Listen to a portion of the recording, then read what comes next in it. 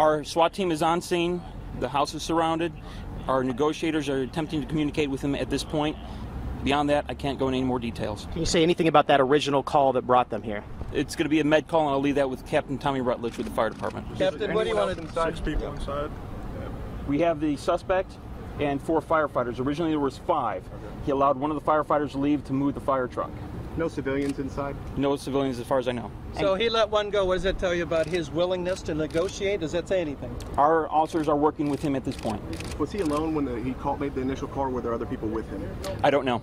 Can Captain Rutledge update us on that initial call here? Well, right now, as you've heard from law enforcement, we do have fire department personnel. There are 4 members of our department who are being held hostage by the gunman. We're hoping for a peaceful resolution along with our law enforcement team. Right now, we've not been given any indication that our firefighters have been harmed at this point.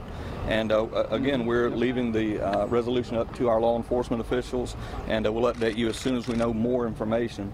Our firefighters did respond to a call we respond to hundreds of times, and that's a typical medical emergency at a private residence.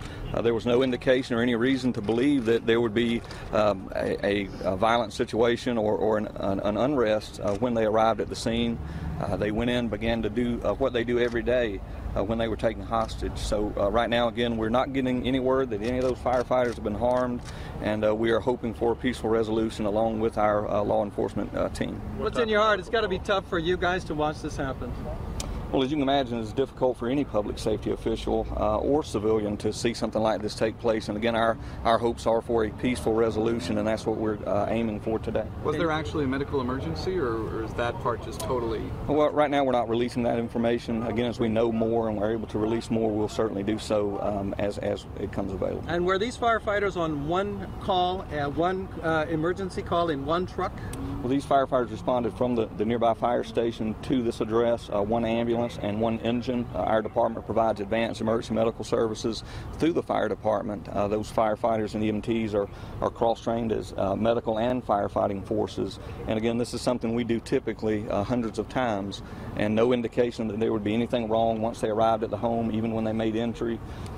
When we're given information that there may be something that would cause us to stage or to involve law enforcement, then we stage and wait for police to arrive before we go in.